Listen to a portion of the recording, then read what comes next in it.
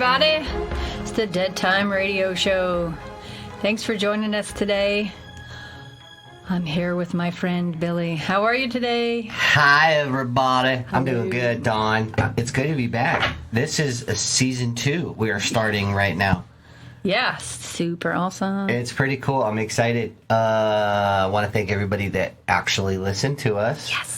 And I hope you guys are enjoying the show. We got some cool stuff this season that we want to talk about. And before we get started, Dawn, what's our email? TheDeadTimeRadio@gmail.com. That's right. We also have a phone number if you want to call and leave a message. We'll give you our digits. Our digits. Ladies, call me. Digits. 843-492-7966. I'm single and ready to mingle. Leave a story, anything you want, leave us messages, whatever. Also, make sure that you click like and subscribe on the YouTube buttons. Hit the little bell and you'll get notifications when you have new shows. And if you really like what we're doing, you can donate to us. You can become a patron. Just click on the button on the Podbean app, become a patron, and send us some cash if you want. We have some really cool ideas that we're working on that we wanted to bring before we start tonight's show. Dawn, tell them about our awesome packages that we're talking about here. Okay, so the first package is $20, and you get this awesome shirt that says the Dead Time Radio Show. Stand up, show them the back. Okay. Stand about right here. There you go. Look at that. That's some high-quality merch right there. Merch. Merch. Welcome, guys. So then the second package is going to be, I'm going to be doing a 30-minute reading, and you also receive a shirt. I forgot how much we said that was going to be. I believe it was 60. Was it 60? I don't remember. I didn't write it down. We'll get back to you on the prizes for that, but basically... The 30-minute reading and t-shirt, and then the second one is an hour reading and either 1 or 2 t-shirts. So now the cool thing about it too is the reading, if you want to, you can actually have us record it and we can either play it on the show, or you could, either way you can get a recording. We will mail you the recording however you want it, so you can share it with your friends. But if you feel like you want it to be on the show and stuff like that, more than welcome, more than happy. That would be kind of cool to have an episode listening to Dawn read your tarot cards. So with that said, what are we talking about today, Dawn? We are first episode of season 2. We're going to be talking about demon possessions and exorcisms. So the actual act of the possession and then what they have to do to remove the demon. So it's going to be... That sounds fun. Cool. What if you want to keep your demon, though? What if he's, pretty cool? Then you don't need to show it to anyone, because it seems like most of the time the family members are the ones that are telling on you that you have a demon inside you. So that could be subjective. What if somebody's just an asshole? Well, some of the stories, they're saying there actually weren't demons. They actually murdered people that had, microorganisms that were inside their brain that was not diagnosed, or seizure disorder, because back in the day, they didn't know that was a demon. It was a demonic possession, because you fall over and you start posturing and flopping around. So there's weird. A lot of times where it was misdiagnosed, so... A misdiagnosis of demonic possession. Well, your parent just had to take a poop. That's all he had to do. He did, yes. Exorcism of the fecal matter. We have to figure out what a demonic possession is. So we're going to go to one of the sites that... His favorite. I don't really care for, but Dawn likes to use it, and that's why we're going to use it. Well, I just felt like there should be a definition, so Wikipedia... Yeah. That's probably one of the better, we could do Merriam-Webster if you wanted to not do Wikipedia. It's all good. I'm good with it. Okay. Wikipedia says demonic possession involves the belief that a spirit, demon, or other entity can control a person's actions. Those who believe themselves to be possessed commonly claim that symptoms of demonic possession include missing memories, perceptual distortions, loss of a sense of control, and hypersuggestibility. Erica Borginon, I don't even know how to pronounce that, found in a study of 488 societies worldwide that 74% believed in spirit possession, with the highest numbers of believing societies in Pacific cultures and the lowest incidence among Native Americans of both North and South America. So that's interesting that Native Americans wouldn't believe it as much, considering they're very spiritual. Right. It's very weird. So do we want to get into what the Abrahamic religions say, or shall we move forward? I think Catholic is probably the highest one, because the Catholicism are the ones that do the actual exorcisms. Right. You call a Catholic priest, and then the priest has to be, they have to actually be certified. They are actually, this year they've offered 250 more slots of people to be trained to exorcise demons in the Catholic Church. So we might as well read what some of these religions have to say about it. The Catholic Encyclopedia, this is Judaism, but somehow they want the Catholic Encyclopedia in there, which is weird, says that there's only one apparent case of demonic possession in the Old Testament, of King Saul being tormented by a quote-unquote evil spirit. But it relies on an interpretation of the Hebrew word ruah as evil spirit, an interpretation that is doubted by the Catholic Encyclopedia. In addition, Saul was only described to be tormented rather than possessed, and he was relieved from these torments by having David play a lyre to him. What's a lyre? It's like a guitar, like a small, it looks like a small, like almost like a mandolin. Okay. If I remember correctly, it's got a big bowl bottom. Oh. I could be wrong. I'm me, the musical instrument fucking aficionado, and I don't know what a lyre looks like. I don't know. Well, we can click on it and find out. See, it's blue. A lyre. It's not a lyre. Is an ancient Israelite musical instrument in the lutes family. So it's a lute. That's a lyre. Is that the thing? Okay. That's a lyre right there. Okay. So now we got that out of the way. Cool. Let me see. So David played a lyre to him. Some theologians, such as Angel Manuel Rodriguez, say that mediums like the ones mentioned in Leviticus were possessed by demons. Another possible case of demonic possession in the Old Testament includes the false prophets that King Ahab relied upon before recapturing Ramoth Gilead in 1 Kings 22. They were described to be empowered by a deceiving spirit.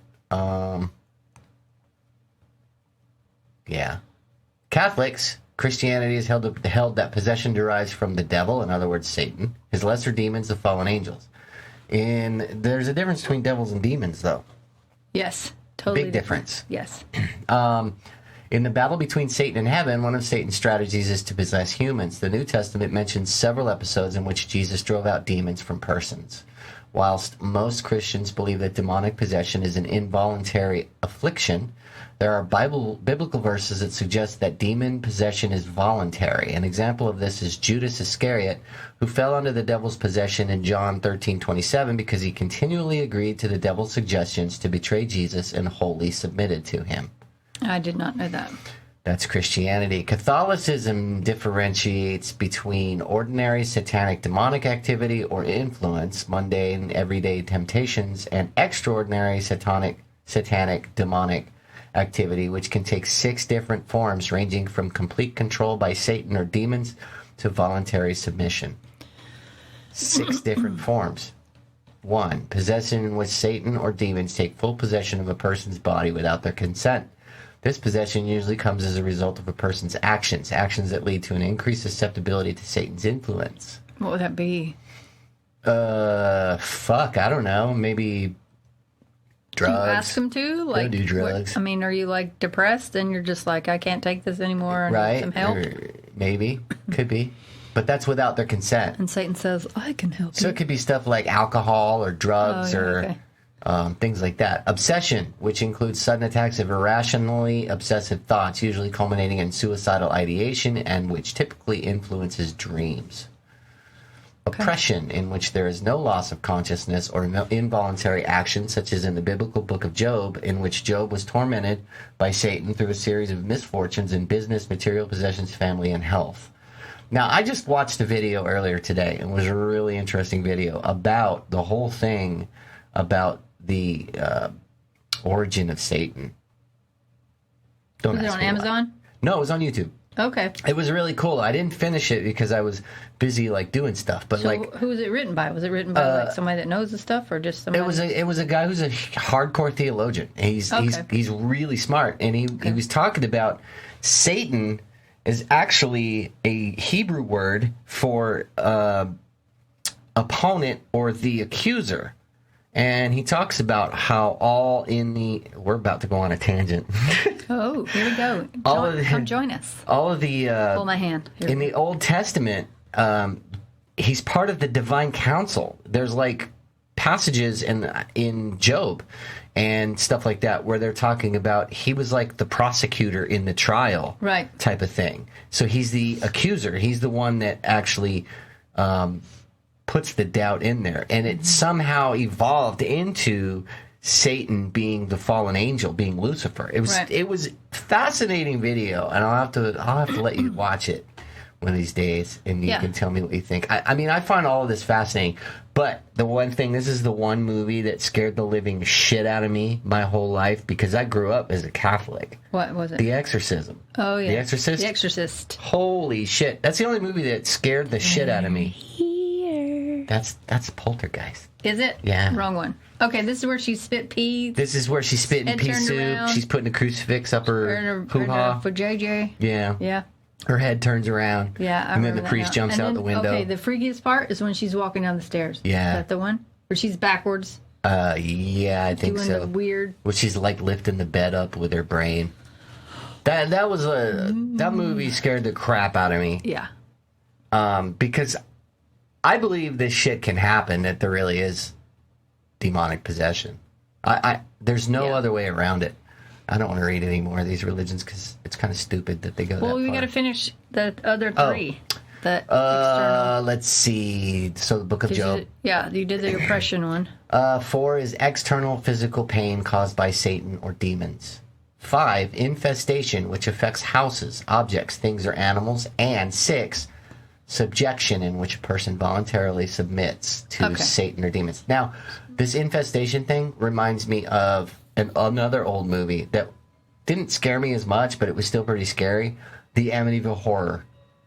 Remember how that... Okay. Did you ever see that movie? I think a long time ago. Do you remember the house always had flies in the windows?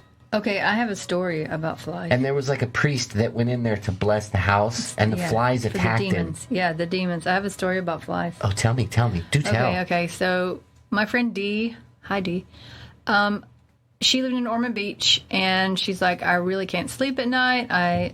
There's something in my house. There's stuff going on. There's stuff, weird stuff happening. So I was like, okay, we're going to come down and we're going to see you. So I brought all my stuff to basically cleanse her house. Okay. So we got there. It was late. We drove all the way down. Florida takes a hot minute to get there. So we're standing around. I have a black candle and a white candle lit. And I'm like, I'm tired. We're just going to do this in the morning. So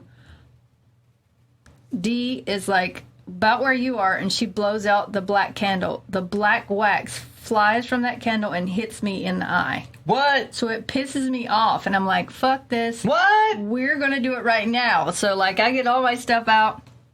I start staging. You start in a certain part of the house, and I start coming around. Well, then there's these flies that just materialize. So you're supposed to kill the fly, take the body out the exit door, which is the last door that you end up around. Right. So I swear I killed 16 flies. I'm not kidding you. And there were no flies in this house. But when I started saging the rooms, there were 5 flies that would go to each window and just try to get out. So you have to kill the fly, carry it out the front door or the end door. That's trippy. So there were no flies. So it was wicked. So she said after that her house was clean, but she had a area where she kept her lawnmower out in the backyard. Yeah. She could hear stuff moving out there. They were fucking, we had moved them out of the house. So they're trying to get back in. Yes. We had cleansed the house. That's weird. So, yeah. Trippy. But the flies, yeah. I've experienced the flies. They freak you out because they come out of nowhere. They just materialize. Yeah. That's what the Amityville Horror was like, creepy because of that. And that was like the same movie where they showed like apparently like blood was pouring, like leaking out of the walls. Down the wall, yeah. That was such a good movie.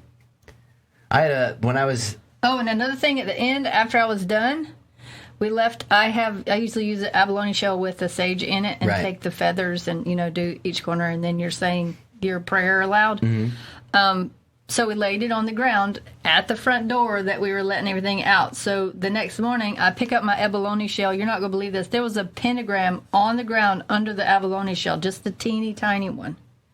And she said, did you draw that on my floor before you put that down there? I said, I didn't do that at all. That's awesome. I wouldn't draw a pentagram on the floor, but it was under the abalone shell that had the sage. That's cool. Isn't that cool? That is cool. It can all be verified by D. That's pretty cool. That was wicked. Hey, D, if you're listening to the show, send us an email. Yes, please. Saying, yes, that really happened. Yeah, totally. Now I forgot what I was going to say.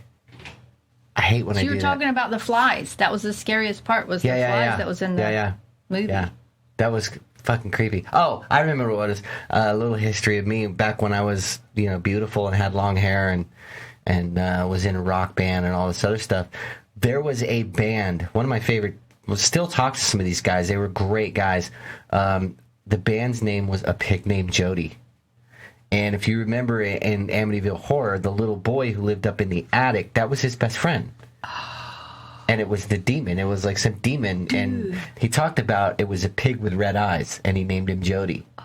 Yeah, I love that. That's some cool stuff. Those guys were awesome. I miss those guys. I miss those times. We had fun playing out together. Hey, write in. Yeah, write in. Hey, what's happening? We're listening to your show. We love it. TheDeadTimeRadio@gmail.com. All right. Well, let's move on. Because I think we kind of know what demonic possession is. I think it's like what a lot of people understand it. Let's talk about just the four. The manifestation of superhuman strength. Yeah. So they're stronger than like these little ladies that are possessed have like meth guys' strength that, that can throw off like... retard strength. No. Please don't get us shut down. You need to take that back. Speaking in tongues or languages that the victim cannot know. Revelation of knowledge, distant or hidden, that the victim cannot know. So that means that somebody telling you a secret of yours that no one knows. Blasphemous rage, obscene hand gestures, using profanity, and aversion to holy symbols and names, relics, or places. Don, then I might be possessed. I know, I was just thinking about that. Because I use profanity all the time. And hand gestures. And hand gestures. Profanity. And holy symbols. Fuck you! No. So, yeah, that's... So then the people that come in on meth could be construed. No, they're on meth. They're not possessed. I know what I'm saying. Back in the day, they had superhuman strength. They're just tweakers. Truth. Maybe that's what it was. Like a lot of people were on drugs and they were doing hallucinogenic drugs. And then, of course, the religious people were like, he's possessed by a demon. We need to exorcise his demon. That's not how they talk. How do you know how people from old talk or not? They talk to their nose. I don't think they talk to I think they did. No. Every time I look at them, I think of that. Maybe they did have... It sounded like you had a clip on your nose. So maybe they did because it was like shit everywhere in the road. Exactly. It smelled like... It smelled really bad back in the day. Everywhere. Yeah. Human and horse. They didn't have TP. And it smelled like urine. It was probably very acrid with ammonia in the air. Because the pee? Like Paris. It probably smelled like Paris. Okay. In summer. In summer. So now we have an idea of what demonic possession is. Let us talk about, let's look at this one first. So this person said that they could see demons. I want to see this because this is something that Dawn found at work. And let's see. Amy Stamatis was left paralyzed below the waist after she plunged from the second story of her Searcy home onto a brick patio in November 2006. The circumstances of the incident were unusual. Stamatis had climbed into an open window and was sitting on the sill when she fell. She insists that she did not jump. But for months beforehand, Stamatis had been struggling with dark thoughts. She had heard voices telling her to kill herself and sought treatment from doctors and psychiatrists. The voices didn't stop. Stamatis believed she was going through a mental breakdown.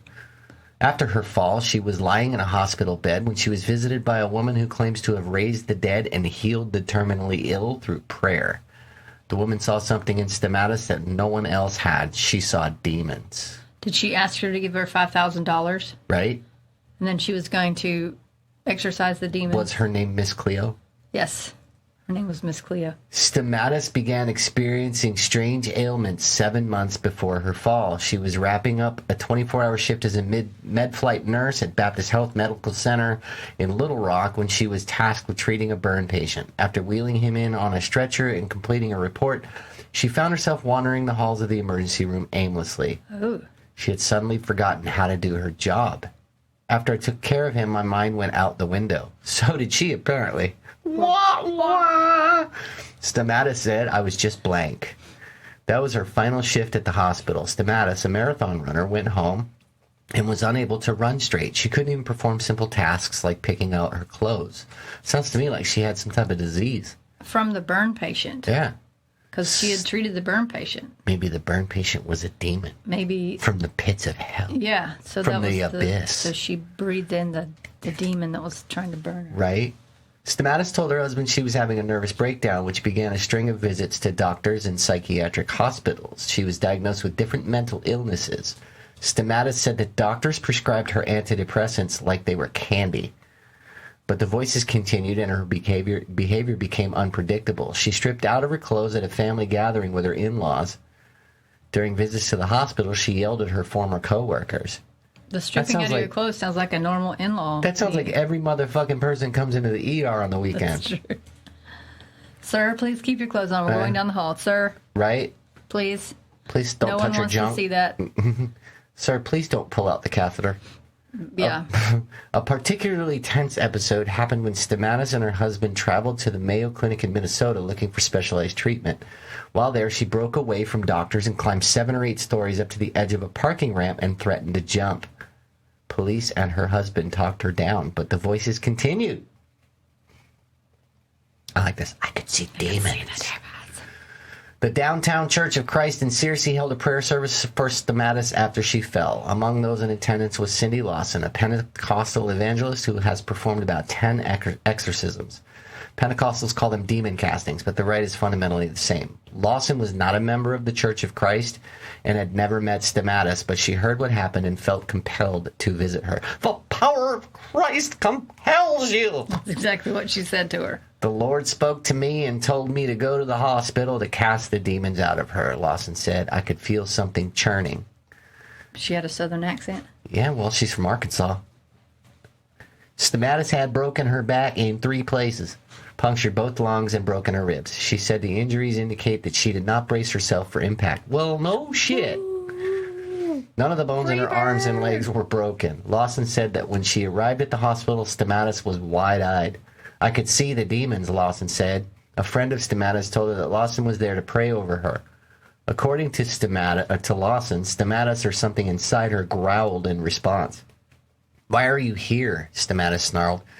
Lawson brought out anointing oil and wiped it across Stamatis' forehead. Lord, in the name of Jesus, I command that these demons release her and come out of her, and that she comes to her right mind in Jesus' name. I'm waiting for the thunder. Lawson commanded, right? Stamatis' facial expression changed. The Spirit of the Lord fell into that room, Lawson recalled. Symptoms associated with demonic possession, convulsions, hysteria, erased memories, can look very similar to the symptoms of conditions like epilepsy and schizophrenia. Yeah. Who's to say that it isn't? No one. She was never diagnosed. Right. Yeah. So maybe she did have that. Maybe she really wasn't possessed. She was just fucking crazy. Well, I mean, had like a mental breakdown. Maybe that burn victim snapped something in her subconscious because, you know what I mean? Like, it was so traumatic to see them that maybe it just, like, subconsciously her brain shut down. Yep. It doesn't always have to be a demonic possession, you know? That shit. How many things have we seen in our career that you just can't believe that you can come back to work the next day. Countless. You know? Yep. I mean, it's crazy. I could totally see a mental breakdown in there. Oh, yeah. Easily. That lady that we did the other day. Yeah. Yeah. Yep. That's just too much for somebody to handle. I agree. Well, your mind just splits because Right. you can't handle it, so you compartmentalize, and you're just like, I don't know what I'm doing. Right. Yeah. Right. All right. So here's another one. Oh, God, CNN. When exorcists need help, they call him. So this guy is apparently an exorcist. Let's see. A small group of nuns and priests met the woman in the chapel of a house one June evening. Though it was warm outside, a palpable chill settled over the room. As the priests began to pray, the woman slipped into a trance and then snapped to life. She spoke in multiple voices. One was a deep, guttural masculine. Another was a high-pitched. A third spouted only Latin. Now, you remember some people... The Exorcist, we'll probably go to that movie quite a bit, because I even though it scared me, it was a fascinating movie, because you remember the younger priest was recording her voice, Yeah. and she was speaking another language, but Right. what it was backwards English. Oh, weird. And he didn't realize that until he played it backwards and heard that it was English, and it was saying stuff like, we are Legion, we are blah, blah, blah. Such a fucking fascinating movie. Weird. I remember when that movie came out, a lot of people, I'm totally dating myself now, but I don't care. A lot of people don't even realize. Back in the day, there was an R-rated movie, and then there was an X-rated movie. Yep. And X-rated was hardcore, not like porn. No. Some of it was softcore porn, but it was hardcore. The Exorcist, when it came out, was rated X back in those days. So that means you had to be over 18 to watch it. You had to be over 18. Yeah. And you couldn't go with a guardian. You had to be 18. Yeah. That was the difference with R. R is as long as you had somebody over 18 with you, then you could see the movie. But X, you had to be 18. You couldn't get in if you weren't. Yeah, so when I saw the Night in the Life of Jimmy Reardon, and that was like NC-17, and my mom bought us tickets, and we all got in. That was my introduction to sexual activity. Nice. So there you go. Nice. We were not 17. You know what my introduction to sexual activity was? What? Saturday Night Fever. What? Saturday Night Fever. Staying alive, staying alive. All right. When holy water was used, she screamed in pain. Leave her alone, you fucking priests, the guttural voice shouted. Stop, you whores. You'll be sorry. Dude, this is like normal talk to me. I mean, this is shit I say every night. You've probably seen this before. A soul corrupted by Satan, a priest waving a crucifix at a snarling woman. Movies and books have mimicked exorcisms so often they've become cliches. But this was an actual exorcism and included a character not normally seen in the traditional drive out the devil script. Dr. Richard Gallagher is an Ivy League educated, board certified psychiatrist who teaches at Columbia University and New York Medical College. Let me ask you a question. Yes. Totally off tangent here. Okay, go. Do you know the difference between a psychologist and a psychiatrist? One can give you drugs and one can't give you drugs. Yes and no. One is actually a medical doctor. Okay. I didn't know that. That's the one that can give you drugs. Right, and I is the believe that's doctor. the psychiatrist. Psychologist, they both can give you meds. But a Okay. psychiatrist is actually a medical doctor, I think. Okay. I'll have to look it back up. But I think Yeah. that's something like that. I didn't Okay. know that. It's pretty cool, huh?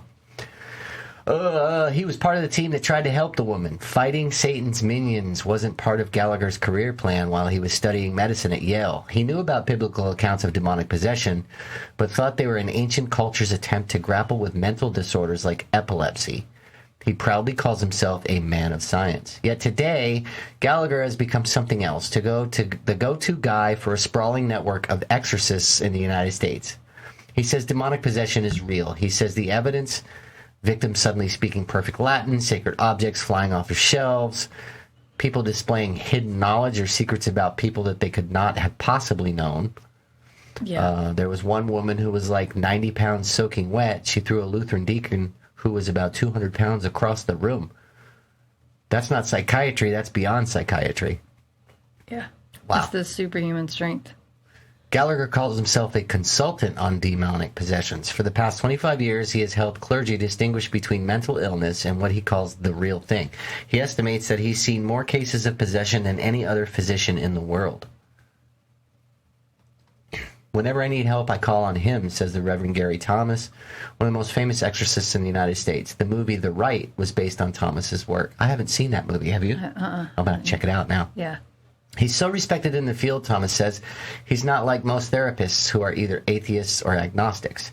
Gallagher is a big man, 6'5", who once played semi-pro basketball in Europe. He has a gruff, no-nonsense demeanor. When he talks about possession, it sounds as if he's describing the growth of algae. His tone is dry, clinical, matter-of-fact. Possession, he says, is rare, but real. Like Bueller. Right? Bueller. Right? Bueller. I spend more time convincing people that they're not possessed than they are. He wrote in an essay for the Washington Post. So people must go to him and go, I think I'm possessed. And then, no, you're not. You're just a moron. You need some therapy. Sit down. Let me talk to you about it. You need some talking, too. Let's talk about it. Some critics, though, say Gallagher has become possessed by his own delusions. They say all he's witnessed are cheap parlor tricks by people who might need therapy, but certainly not exorcism. And they argue there's no empirical evidence that proves possession is real. Still, one of the biggest mysteries about Gallagher's work isn't what he's seen, it's how he's evolved. How does a man of science get pulled into the world of demonic possession? His short answer, he met a queen of Satan. Queen of Satan. That sounds like a great fucking metal song. I was going to say, or a metal band. Yes. Queen Welcome of to Satan. the stage! Queen of Satan! I'm working on it. You're going to be the singer. I could totally do it. You got to sing in that voice. You got to be sound like Cookie Monster. I'll make the riff and you can be like, Queen of Satan. I'll work on that. Do you know there's a difference between possessed and possessed, right? What's possessed? What does that mean? That was from that movie with Scott Baio back in the 80s. Don't you remember? Scott Baio? Yeah. Don't you remember? I remember Scott Baio, but what movie are you talking about? Fuck, I can't remember the name of that movie. Somebody, I bet Katie is screaming right now. I was going to say, Katie is screaming in the right podcast. Now. Scream You're going to at get an email. Send me an email, Katie. I can't remember the name of the movie. You're going to get an email. But Scott Baio. Scott Baio got like magic powers. He got possessed. He got possessed by some spirit that gave him like telepathy and stuff. So what's the difference? I don't know. You just brought it up. There's you said what's the difference in possessed and possession? Possessed isn't a demon. Possessed is. I don't know. No. I just wanted to say the word possessed. And go on a tangent for 3 minutes. There you go. That's what happens. You know me. I do. A creepy encounter with evil. Evil. She was a middle-aged woman who wore flowing dark clothes and black eyeshadow. She was a goth girl. I was going to say, she's emo? She could be charming and engaging. She was also part of a satanic cult. Yep, goth girl. She called herself the queen of the cult, but Gallagher would refer to her as Julia, the pseudonym he gave her. The woman had approached her local priest, convinced she was being attacked by a demon. The priest referred her to an exorcist who reached out to Gallagher for a mental health evaluation. Why, though, would a devil worshiper want to be free of the devil? Because one's a demon, one's a devil. There's a difference. She was conflicted, Gallagher said. There was a part of her that wanted to be relieved of the possession. She ended up relieving Gallagher of his doubts. It was one of the first cases he took, and it changed him. Gallagher helped assemble an exorcism team that met Julia in the chapel of a house. Objects would fly off shelves around her. She somehow knew personal details about Gallagher's life. How his mother had died of ovarian cancer. The fact that 2 cats in his house went berserk fighting each other the night before one of her sessions. Julia found a way to reach him even when she wasn't with him, he says. He was talking on the phone with Julia's priest one night, he says, when both men heard one of the demonic voices that came from Julia during her trances, even though she was nowhere near a phone and thousands of miles away. Okay, wait a minute. Was that a satanic priest? Because isn't she in a satanic cult? That's what they said, yeah. So he was talking to a satanic priest on the phone? He says he was never afraid. It's creepy, he says, but I believe I'm on the winning side. So that's probably the strings. Right. Maybe. I don't know. Like she knew they were talking about him? Yeah, So I she suppose. came to their house and made their cats crazy? Right? Maybe. Want to read this one? How a scientist believes in demons. Demon. Do you believe in demons? He also insists that he's on the side of science. Follow the science. He says he's a Weird stickler for the scientific method, that it teaches people to follow the facts wherever they may lead. Growing up in a large Irish Catholic family in Long Island, he didn't think much about stories of possession. But when he kept seeing cases like Julia's as a profession, he says his views had to evolve. I don't believe in this stuff because I'm Catholic, he says. I try to follow the evidence. Being Catholic, though, may help. Gallagher grew up in a home where his faith was taken seriously. His younger brother, Mark, says Gallagher was an academic prodigy with a photographic memory who wanted to use his faith to help people. We had a sensational childhood, Mark Gallagher says. My mother and father were great about always helping neighbors or relatives out. Their mother was a homemaker and their father was a lawyer who'd fought in World War II. My father used to walk us proudly into church. He taught us to give back. Gallagher's two ways of giving back: helping the mentally ill, me, as well as the possessed, may seem at odds, but not necessarily for those in the Catholic Church. Contemporary Catholicism doesn't see faith and science as contradictory. Its leaders insist that possession, miracles, and angels exist. But global warming is real, so is evolution, and miracles must be documented with scientific rigor. One of Gallagher's favorite sources of inspiration is Pope John Paul II's encyclical Fides et Ratio on faith and reason. The Pope writes that there can never be a true divergence between faith and reason, since the same God who reveals the mysteries and bestows the gifts of faith has also placed in the human spirit the light of reason. The Church's emphasis on faith and reason can even be seen in the birth of its exorcism ritual. The rite of exorcism was first published in 1614 by Pope Paul V to quell a trend of lay people and priests hastily performing exorcisms on people they presumed were possessed, such as victims of the bubonic plague, says the Reverend Mike Driscoll, author of Demons, Deliverance, Discernment, Separating Fact from Fiction about the Spirit World. Now, can you imagine back in the day how many people got exorcised for no fucking reason whatsoever? Because you had gas. Yeah. He keeps farting in the kitchen. He's got a demon in him. We gotta exorcise Them pinto beans. demon, right? It's not because you're feeding him fucking cabbage every day. Yeah. A line in the rite said that the exorcist should be careful to distinguish between demon possession and melancholy, which was a catch-all for mental illness. Melancholy? You got the melancholy. It's like the consumption for your brain. The melancholy. You got the melancholy. Driscoll says the Church knew back then that there were mental problems. It said the exorcist should not have anything to do with medicine. Leave that to the doctors. So the book was written in 1614. So does that mean that it'd been happening forever and somebody just started writing it down? Or does that mean it just started in 1614 around the bubonic plague? Or no, well, I mean, the Catholics had been around before that, right? So maybe they just had rights, but they never really wrote them down. And so finally somebody started to write it. Right, yeah. Okay. So somebody started to write it because it became, it was an organized religion. So they figured we might as well have a set of standards, because maybe people were doing their different rites and it wasn't successful, or maybe they were like, what's the main reason why we have rules and guidelines? Because somebody does something and somebody gets hurt. Yeah. Right? Because somebody put Gorilla Glue in their hair. Now they're going to have to put it on the can and not put Gorilla Glue in their hair. Oh, my God, don't get me started on that. Yes. You're right. They are not going to put a warning or put something together unless somebody royally messes up. Exactly. Somebody did something stupid, like shoved fucking bees down somebody's throat. The bees will sting the demon out of you. And that person died. That's just how it goes. Or they drown them trying to get the demon out. Right. Yeah. Exactly. Put a pillow over them because they were trying to get the demon out. Yep. Exactly. All right. Now we're going to look at 10 modern-day exorcisms. And, of course, they talk about The Exorcist.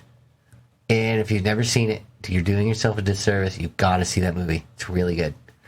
So, basically, we've all seen Linda Blair, the Exorcist, turning her head like a spinning top, speaking in more tongues than a polyglot at a United Nations conference. But for some, the banishment of an unseen spirit from a human host isn't just the stuff of horror movies, it's real life.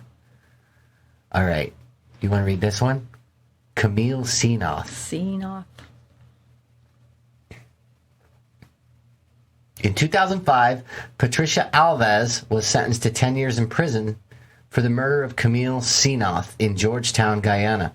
Alves ran a spirit church, and many people, mostly women, would come to her for African or Hindu-style exorcisms. During these exorcisms, prayers and ritual beatings were often used to drive off the invading spirits. See, this is why in 1614 the Catholics created a fucking ritual for it. Because they just beat them out of it. Right. Beat the spirits out of it. However, when Camille Seanoth came asking for exorcism, Alves beat her with an iron bar until she died from her injuries. What? She buried the body to hide her mistake, but neighbors alerted the police after seeing a foot sticking out of a mound of earth in her backyard.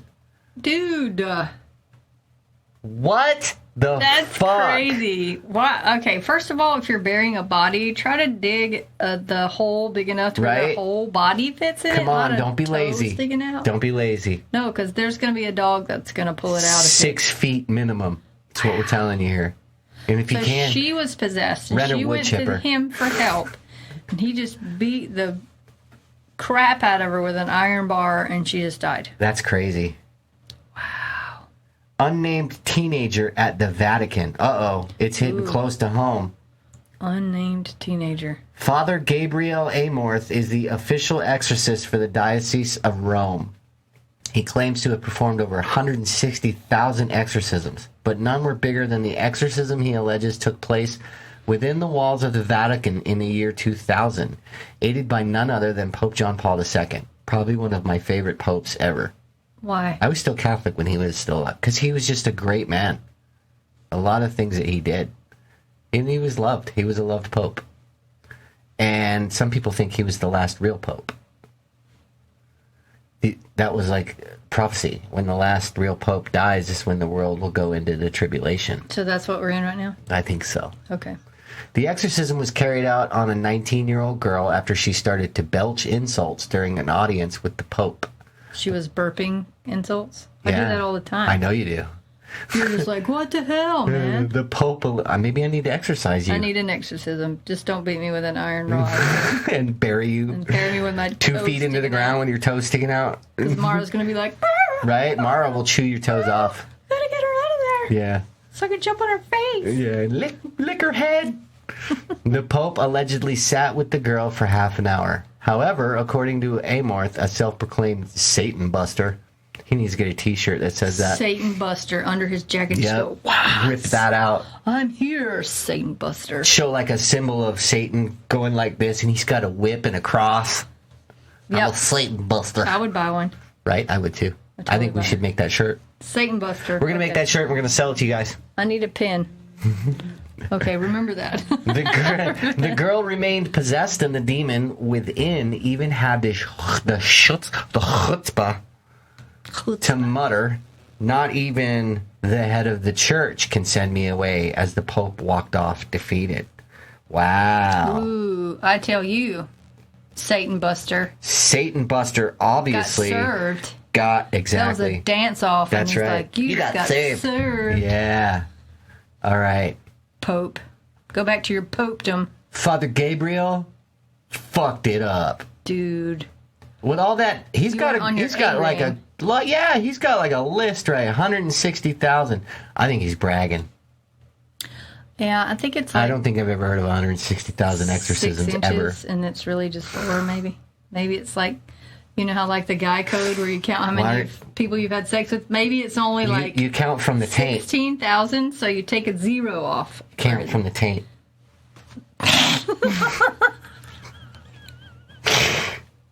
That gives you a good another 2 inches. I'm not gonna. I was gonna go there, but I'm not gonna go. No, thank you. Nope. Janet Moses. She has You would think with a name like Moses, she Yep. could not be possessed because she's part of Moses' family. Yep.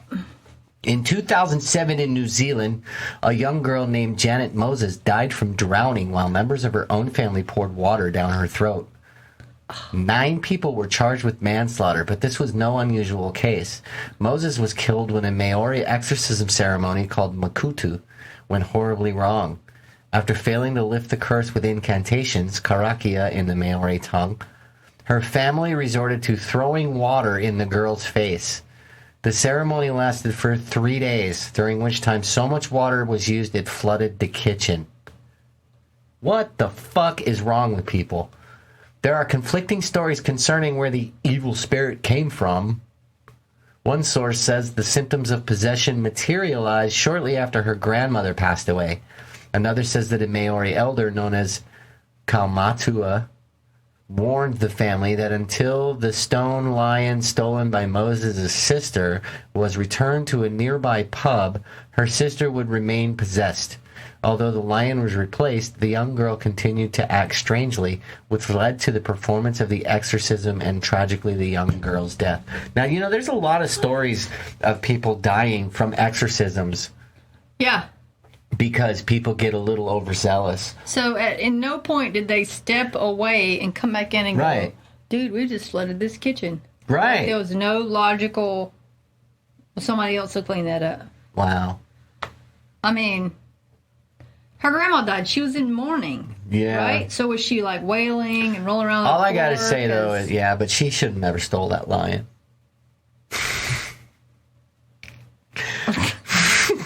She stole the lion. That's what you get. Dude, I mean, like in college, every sorority steals the opposing schools. You mess with the lion, whatever. You get the horns. Oh, wait, that's a bull.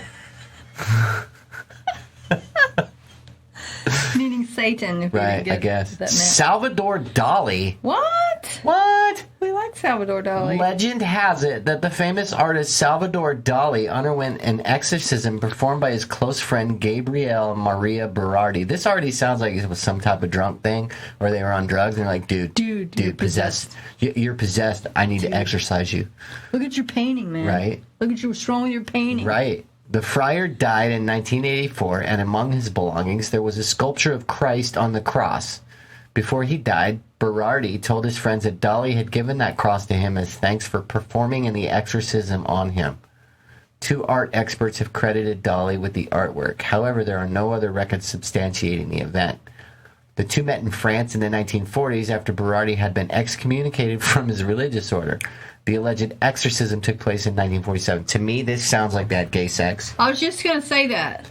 And they were like, this is an exorcism. Yeah. That does not sound like...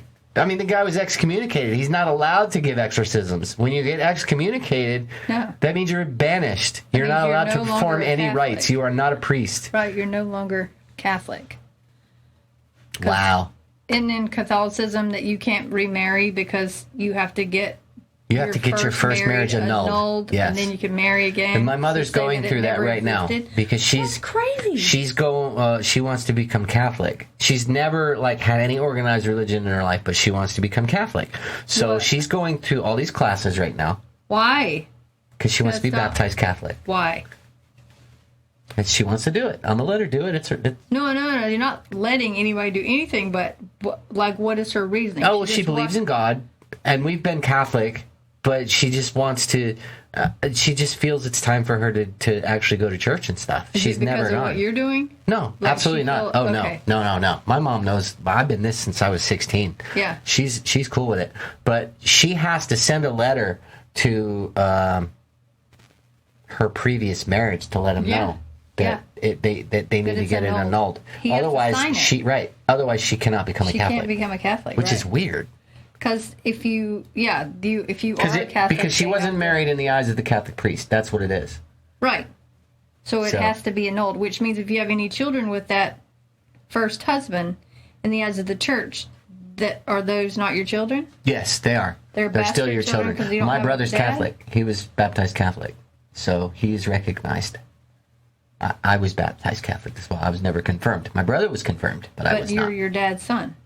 Yeah, I know. But this is her first marriage. Mm-hmm. So I'm saying if she had kids with that, what would happen? It'll count. Okay. It'll count. It's just the marriage itself that needs to be annulled, just so she can be recognized as a Catholic. Well, good on her. I hope she I'm happy for her. She seems very happy. She's enjoying it, and it's cool because her and my dad go do stuff together, and it's so cute. Cute. I love my parents. They're awesome. Yeah, whatever feeds your soul is what you should do. So. Absolutely. Whatever route it takes you. We joke around about stuff, but when it comes to spirituality, you got to do what makes you feel right. Yep. And as long as you're not hurting anybody, and it makes you feel complete, then do it, man. Yep, Nobody's going to stop you. Nobody should stop you. Yep. All right, number 6, Mauricia Irina Cornici. In 2005, 23-year-old Mauricia, I can't say that name. Just say Cornici Mary. Turned up at a remote Romanian Orthodox monastery in Târgu to visit her brother. Why did I say husband? Same thing. She was quickly welcomed into the fold, but then started to giggle during Mass. Ooh, that's a no-no. Eventually, doctors at a local psychiatric hospital diagnosed Cornici with schizophrenia. But for the monastery's devout priest, Father Coraginu, that wasn't enough. He and numerous nuns in the convent claimed she was possessed, chained her to a cross, and gagged her with a towel, all in the hope of driving Satan out. I giggle all the inappropriate times. She was left in isolation for 3 whole days in a freezing cold room in the convent until she died. For giggling. Dude. In the days that followed, a nun called the police, and Father Coraginu and 4 nuns were eventually charged with imprisonment leading to death. Father Coraginu was quoted as saying, "You can't take the devil out of people with pills." He was sentenced to 14 years in prison, and the monastery was shut down by the Orthodox Church. Wow. That's a zealot, is what that is. Yeah, that's too much. That's zealotry. Yeah, maybe she did have schizophrenia. It said the local psychiatric hospital diagnosed Cornici with schizophrenia. I mean, she was schizophrenic. Yeah. So they still went with. Maybe they were mad that she possessed. left. Maybe that was what they were, just mad because she giggled. But that's that's fucking just giggled during Mass. That's fanatic, is what that is. Michael Taylor. She stopped giggling. Right, yeah, she stopped giggling, all right. Michael Taylor, from the English town of Ossett, was a member of the local Christian fellowship group. In 1974, Taylor started to behave oddly toward the leader of the group, Marie Robinson. He was aggressive and often angry for no apparent reason. As the months went by, Taylor finally admitted that he felt the devil inside him. Eventually, the local vicar intervened and decided to perform an exorcism on Taylor. The all-night session was thought to be a success, casting a total of 40 demons from him. What? Sadly, the story doesn't end there. Taylor no longer believed he was possessed, but he was convinced his 29-year-old wife was. That night, he brutally murdered her, tearing out her eyes and tongue, then ran into the street naked and covered in blood, shouting, "It is the blood of Satan." Taylor was cleared of his wife's murder by reason of insanity, but ordered to spend 2 years in Broadmoor, the high-security psychiatric hospital. What the fuck? He tore her eyes out and her tongue. Dude, what did she say that pissed him off? Ladies, this is a good reason why you should just do the dishes.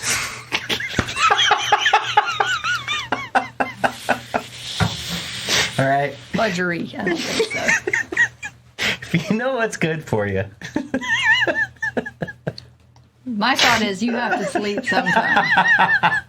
Oh, Clara Germanicil in 1906. And you wonder why you're single. In Ernzuto, South Africa, an odd confession was heard by Father Erasmus Horner. Clara Germanicil, a Catholic and member of the Marion Hill Mission, told Father Horner that she'd made a pact with the devil. Cole had lived in the mission since the age of 4.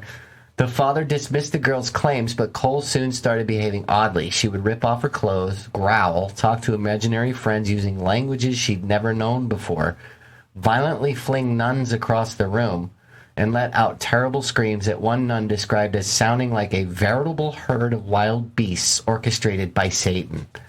She also bit a nun, leaving behind marks similar to those of a serpent.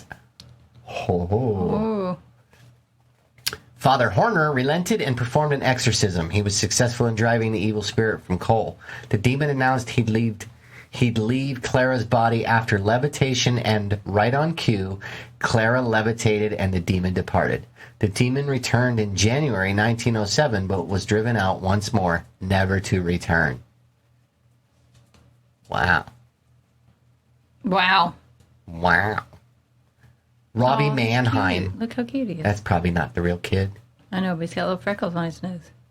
He looks like a devil with little light circles in his eyes. That's just the camera light. I know. But he looks scary. I'm kind of scared of that child. Maybe.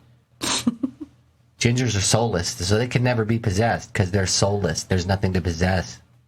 They're just a shell. Is that true? We should do some research on that. I think we should. Because I was also wondering if redheads get COVID because of our genetic Have you mutation. gotten COVID yet? No. Then I would say no. I'm just saying, with the altered Maybe. genetic Maybe. makeup. Maybe. You guys are aliens So from they should another use planet. redheaded bloods and infect everyone with the non-COVID With blood. redheadedness? Yes. Dude, what if you injected everybody with redheaded blood and they all became redheads? And it just slowly started to turn. Yeah, Maybe that's the second coming. maybe. The exorcism of 13-year-old Robbie Mannheim, or Roland Doe, was the inspiration for the classic movie The Exorcist. The real event took place in 1949. Robbie was supposedly possessed after using a Ouija board during the months following his aunt's death. What's a 13-year-old doing with a Ouija board? That's the years that you buy it. You're 10 to 13. You have sleepovers, and that's what you do. Dude, I didn't start using this shit till like 18. No, dude. You light little candles, and you use a Ouija board when everybody's supposed to be asleep. I never did that shit. You're not What a was girl. I doing You're not wrong? a 13-year-old girl. Maybe I am. Well, maybe Maybe I can identify as one nowadays. You can ever think of identify that? as one if you want to. That's most certainly legal. But you know what they also said as I was doing research? What? That the kids that are nondescript or he, she, or like that aren't girl or boy. Gender dysphoria? That are gender neutral. That they are possessed by demons. That was per the Catholic Church. They had a possession of the devil because they were confusing the children into them thinking that I'm going to try and be nice and keep my mouth shut because I have a lot of opinions Lots on to it. say on that. But I don't want to get anybody too mad at me. Okay, let's move on. After a series of unexplained, supposedly supernatural happenings, Robbie's family asked Reverend Luther Miles Schultz to observe the child. That's a cool name. Luther Miles Schultz. I like it. Over the period of one night, Schultz witnessed the child's bed vibrate, watched a large armchair turn on its side, and heard scratching sounds on the room's walls. He referred to the case to Father Edward Hughes, who performed an exorcism on Robbie. During the exorcism, Robbie pulled a spring from the bed, a mind-bending feat alone, and stabbed the priest with it. Hughes needed well over 100 stitches to heal the gash. He said gash. After a period of some respite, the boy underwent a second exorcism in St. Louis that lasted 6 weeks. Wow. According to witnesses, the bed shook and objects were thrown about the room. Eventually, Robbie came out the other end unscathed and went on to have a relatively normal life, marrying, having children, and becoming a grandfather. Grandfather. Well done. It's that time. Thanks for listening. That was very interesting. I liked it. And a little cray-cray. Learned some stuff. Thanks for listening. Don't get possessed, okay? Write us an email about what we had talked about. Tell us if you know any possessions or Yeah, tell us cool stories. What's Yeah. the email, Dawn? thedeadtimeradio@gmail.com. Call us at 843-492-7966. Leave us a message. We're out of here, people. We'll see you next week. Love you. Bye.